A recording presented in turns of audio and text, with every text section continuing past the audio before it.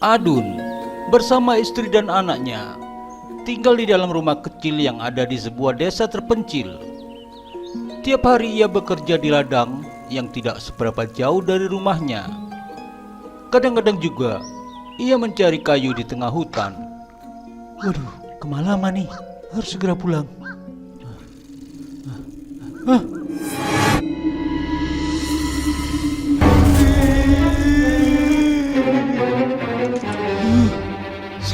Selamat. Mas, Waduh, kaget aku, Rum. Aku tadi lihat dia lagi. dari hutan lagi ya? Sudah Mas, nggak usah kesana lagi ah. Lagian kalau cuma kayu, kan di sekitar kita juga banyak. Iya, Rum. Tapi kualitasnya itu beda. Lebih enak rasa masakan kalau pakai kayu hutan. Kamu itu berlebihan Mas. Lagian kalau kesana kan bisa siang-siang. Ya, kan kebetulan saja pas di ladang banyak kerjaan.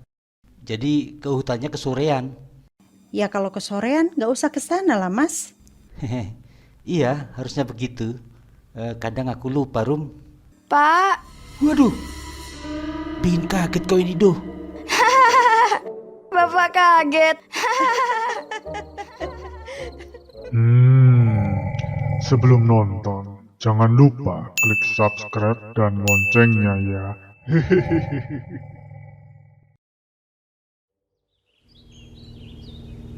Beberapa hari kemudian, Lara yang sudah lama merantau ke kota datang bersama anak dan suaminya. Ia tinggal di rumah peninggalan orang tuanya. Warga pun mulai membicarakannya karena ada desas-desus bahwa di kota ia menjadi wanita simpanan.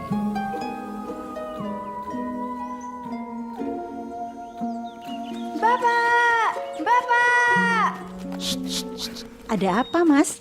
Ayo, sini. Tuh, lihat. Loh, Lara? Hore. Kamu tuh ya pulang kampung nggak pernah main ke rumah. Aku mau main ke rumahmu tapi pintumu selalu tertutup. Lah kok sekarang ketemu di sini?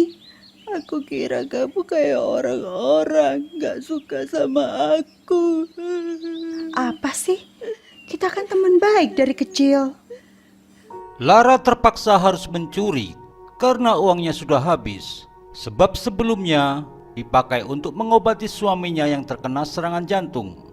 Suaminya juga dipecat dari pekerjaannya karena kepergok selingkuh dengan Lara. Lara pun mengajak suaminya tinggal di desanya karena untuk hidup di kota biayanya besar. Ya ampun Rah, kok nggak nyangka sampai kayak gini? Gak tahu Lara. Sudah, jangan khawatir.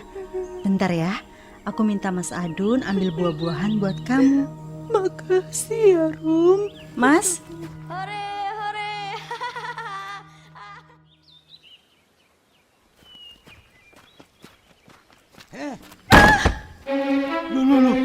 Mama. Gara-gara wanita murahan sepertimu, aku kehilangan semuanya. Karir, uang, dan anak-anakku. Aku akan...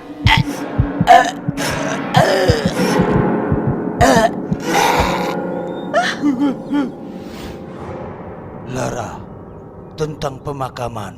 Kepala dusun tidak berkenan jika suami Lara dikubur di pemakaman dusun karena bukan warga resmi.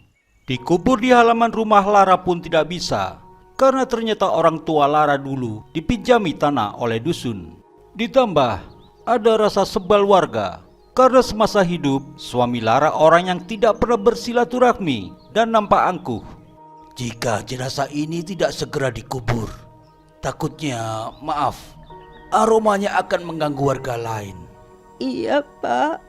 Kalau enggak, mungkin kami akan membakar mayat suamimu. Yo.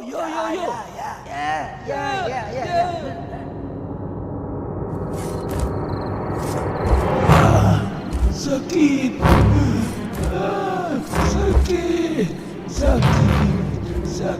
Tolong.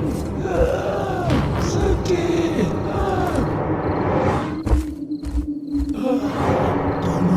Tolong aku. Tolong. Siapa yang membuang sampah ini?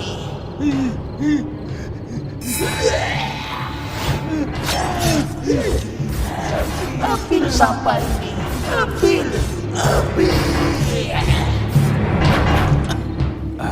Aku mau cek apakah mayat suami Lara sudah dipindah.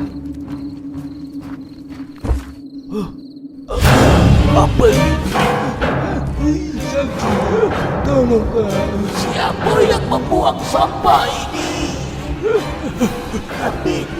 Ambil.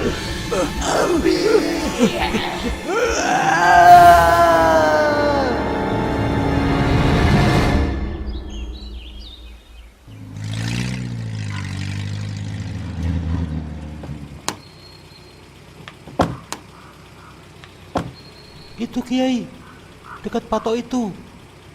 Apa? Kau menguburnya di sini? Iya Kiai. Oh, sebaiknya kita ke dusun dulu. Aku ingin bicara sama Pak Kadus. Nanti kita urus belakangan. Setelah teror semalam, Lara didatangi oleh warga. Mereka menduga Lara mengusik setan alas itu karena pocongan yang dia bawa mirip suaminya. Assalamualaikum. Waalaikumsalam. Saya berhenti karena saya lihat di sini lagi banyak orang. Apa ada Pak Kadus? Mereka cerita kalau Pak Kadus dan warga lain yang ada di luar rumah malam itu jatuh sakit karena didatangi setan itu. Ya, saya sudah menduganya. Itulah kenapa saya segera kemari. Saya harus sembuhkan dulu yang terkena sawan setan itu. Kiai kemudian mendoakan air dan meminta orang-orang untuk diminumkan bagi yang sakit. Maaf, ini salah saya.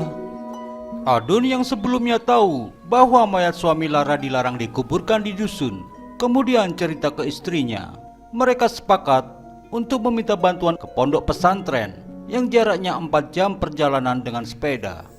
Dengan menyamarkan jenazah di antara tumpukan kayu, Adun bergegas, tapi itu menjadi beban, dan Adun pun bermaksud menguburkan sementara di tempat yang mudah ditemukan, yaitu di dekat patok yang sering ia jumpai saat mencari kayu bakar. Saat itu Adun tidak sadar kalau itu adalah area makam terkutuk, karena sudah harus bergegas, apalagi ia lumayan sering ke tempat itu. Sesampainya di pesantren, hari sudah petang. Kiai menyarankan untuk kembali ke dusun keesokan harinya karena jalanan belum ada penerangan dan kebetulan lampu mobil lagi rusak. Ini tidak semuanya salah Adun. Sebagaimanapun kelakuan mendiang, ia juga patut diperlakukan sebagai manusia.